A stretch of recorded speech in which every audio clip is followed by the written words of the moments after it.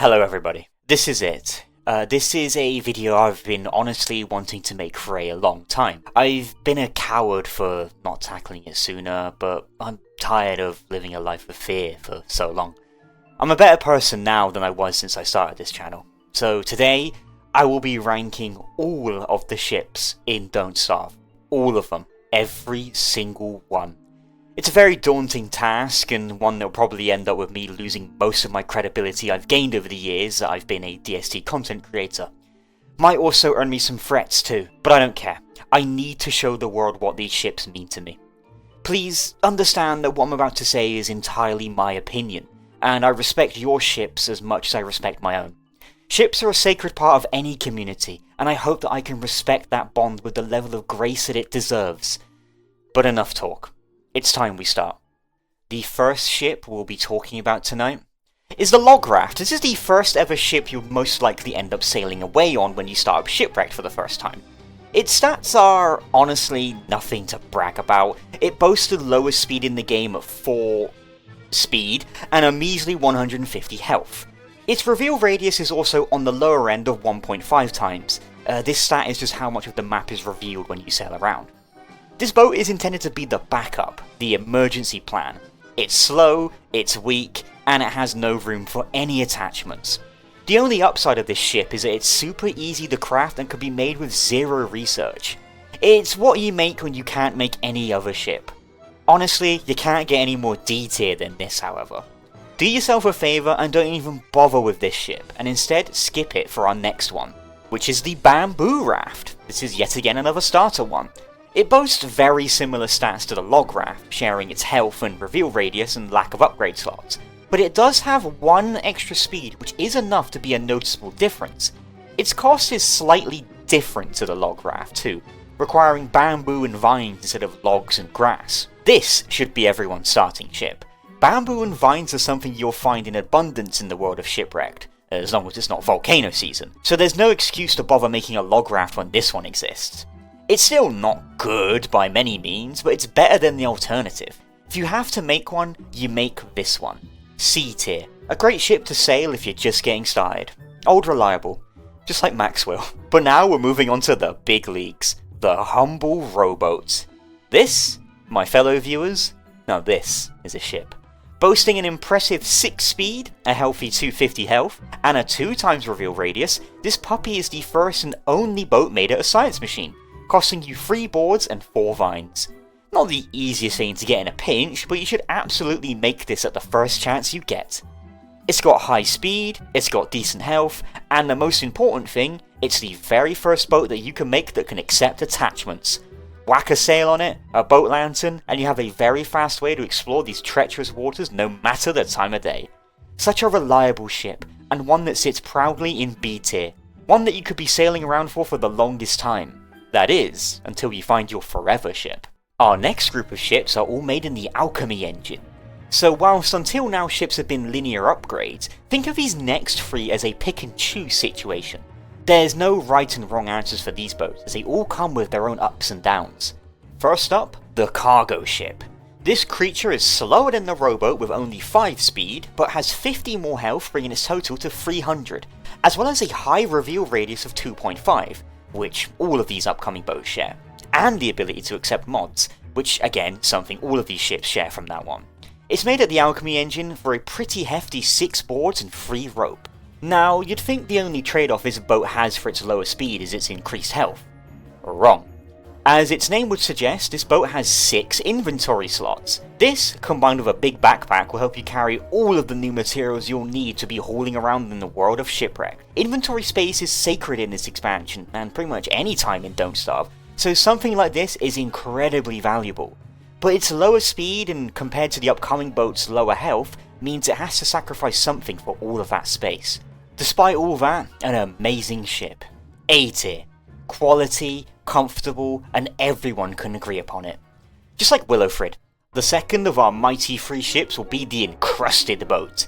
This one is interesting. Its speed is even slower than the cargo ship, being on par with the log raft's measly 4, but it makes up for this by having the biggest HP pool of 800. That's a crazy amount. This ship will cost the same as the cargo ship, but with an extra 4 limestone to tack on. So this ship is clearly the tank of the bunch with a health pool that big and the slow speed it has.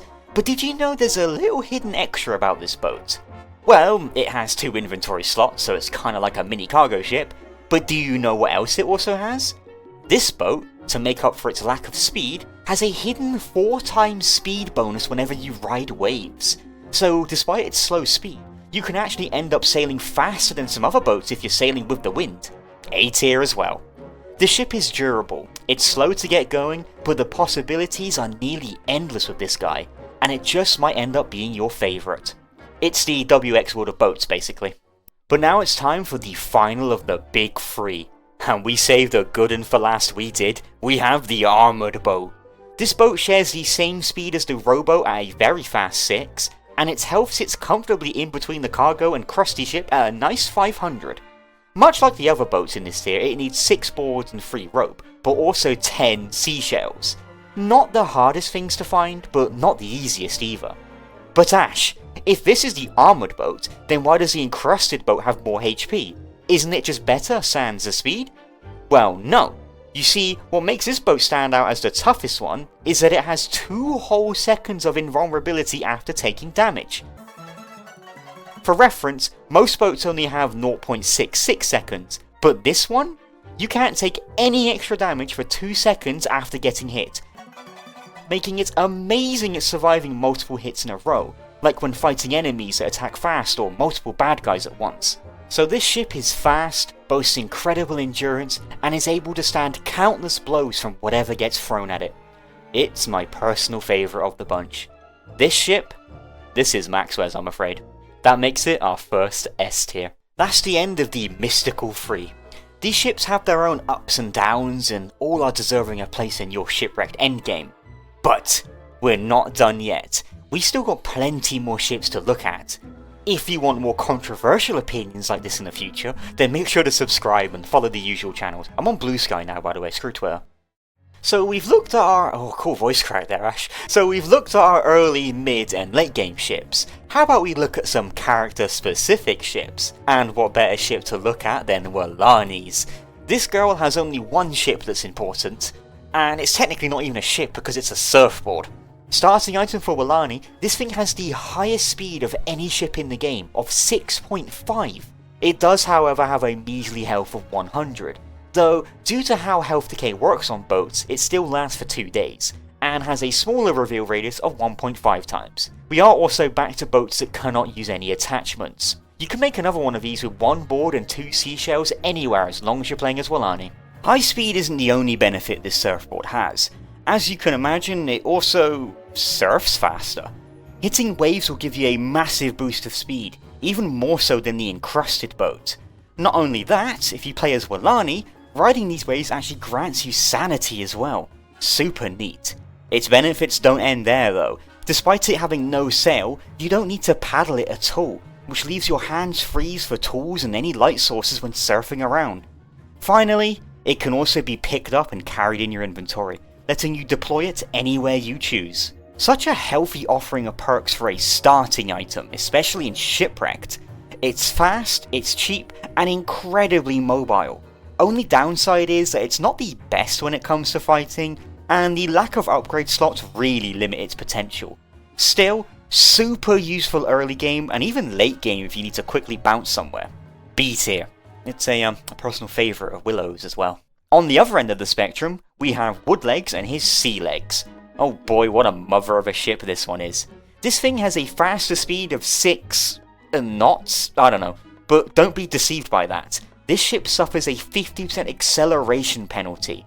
But its absolutely massive HP pool of 500, decent reveal radius of 2 times, and hit immunity of 1 second make this ship something to behold. To make it, however, you'll need 4 boards, 4 doubloons, and a whole cannon.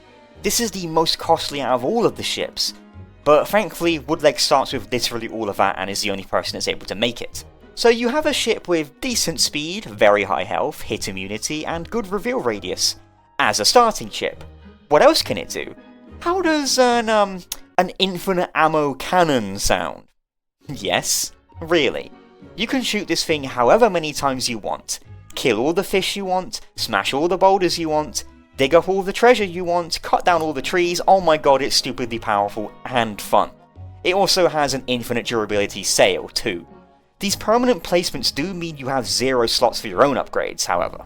Yeah, there's not much else to say about this ship, it's just too good. Slow as molasses to get started, but when it started, there's no stopping this monster. It's the sole reason I'm rooting for Woodlegs to make it to DST. Somehow. S tier. But that is that. For the shipwrecked ships, because Hamlet introduced its own ship. The corkcraft. This thing has an appalling 4 speed, the worst HP out of every boat with 80, and no map reveal bonus. To make this thing, you need 4 cork and a rope and a science machine. So what's the point of this thing? Its stats are abysmal. Does it have any redeeming qualities? Well, yes it does. Kind of. You can pick this thing up and move it around like the surfboard. And it can, for some reason, take boat attachments. Yeah, this thing was solely designed so Hamlet had its own boat, huh? And with how little sailing there actually is in Hamlet, they didn't need to make it anything impressive. It helps with that one biome with water, and that's it. It's fine, I guess? Feels more so something they added out of necessity than anything else. It's alright, but it's still C tier. And that is that. For all of the ships in single player, there's still a couple more on DST. This joke isn't dead until I say it's dead. First up, the grass raft. These ships, as you probably know, work completely different in DST compared to Shipwrecked. Instead of being a vehicle you pilot around, you basically drive around a big wet biscuit you can build on. Anyway, this one in particular has a measly 100 HP, a small size of 3, and it's made anywhere by hand with 8 grass and 2 twigs. This thing is your temporary ship, like the rafts from Shipwrecked. Enforced even more so by being one of the few boats in DSC that will automatically sink over time due to it looking like this. You can repair it with grass if you need to, however. But yeah, this boat is good for crossing annoying rivers, gathering early game kelp, or doing risky adventures you don't want to bother with an entire boat with. Good enough for C tier, I'd say. Does exactly what it sets out to do. Next up, the boat. What's this thing called? Just boat? Okay, this ship has double the HP of the last one, bringing our total to 200, and a slightly bigger diameter of 4 whatevers. You can make one of these with 4 boards at... You know, I never stopped to look at what this thing even is. What is it? Why does it move that way when you stand next to it? Do I gotta censor this? What are you? Oh yeah, anyway, boat. It's good. It's your typical boat. A tier. Put all your stuff on here, sail around, watch out for leaks. Or use it to make permanent land bridges. The world is yours with one of these. I've run out of ships to compare these boats to. Nah, you know what? This is the Woodley of ships. Anyway, the archaic boat. This is the best ship in DST. Just like Max... oh, whatever. It's got 400 HP, and it's the same size as the standard boat, but it has a massive 16-slot storage hold you can access from the centre. Nothing can be stolen from this storage either, so don't worry about pirates stealing all the stuff. It also has some increased resistance to fire and damage taken on top of its doubled HP pool. What's the downside? 0 downsides, S tier all around. However, you may have noticed I skipped over its crafting recipe.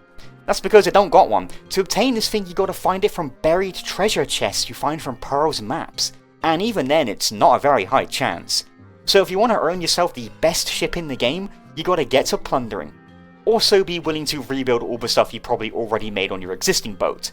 Would have been cooler if the archaic boat was an upgrade you could apply to existing boats, but whatever. And that is the end of... oh my god, are you kidding me? There's even more? Fine, sure. Lightning round this time. Dragonfly boat. This is obtained from the Year of the Dragonfly event. It comes pre-installed with a bunch of cool looking dragonfly parts. It's otherwise just a slightly smaller boat. Still super impressive, just like WXM. B tier. It did lose a couple of grades due to the Dragonfly event being my least favourite one. Sorry, nothing personal. Pirate Sloop. It's the exact same as the regular boat, but with a yellow coat of paint. You find it on the Moon Key, and it's piloted by the pirate raid parties. C tier, solely because these pirates are evil creatures from another dimension that hate me and ruin my day constantly. Oh my god, I hate these things so much. Ice boat. These things are tiny and they have very little health. They sink automatically, but they are immune to fire though. They spawn during the Frost Yaw fight as the area shrinks so you don't get trapped, I imagine. So it's a C tier 2, I guess. This isn't even a ship, this is just an iceberg you can stand on. And last, but 100% least, the Marotta Den. D tier. These guys suck. It's a slightly bigger grass raft that summons evil creatures that steal my food and call me names. Driving it away annoys them, it will sink if it's over deep water. This is also not a boat. It's kind of like Weslow. Someone I care about a lot really doesn't like it. I'm sorry, that's just a joke, please don't kill me. And that, unless Clay adds another ship in the next update, is that. What an adventure this has been, but I've finally done it. I've rated every single ship in Don't Starve. They said it couldn't be done, but I know a certain somebody is finally happy I did it. Wait, what? Sorry, what's this? Why did you just give me a... Oh. Turns out a ship is actually, Really? So it's not like a boat? Well, maybe we should do that another time then, huh? Wondered why you guys got so heated over boats. But anyway, goodbye everyone. I'm going to go reevaluate my life choices up until this point. Ciao.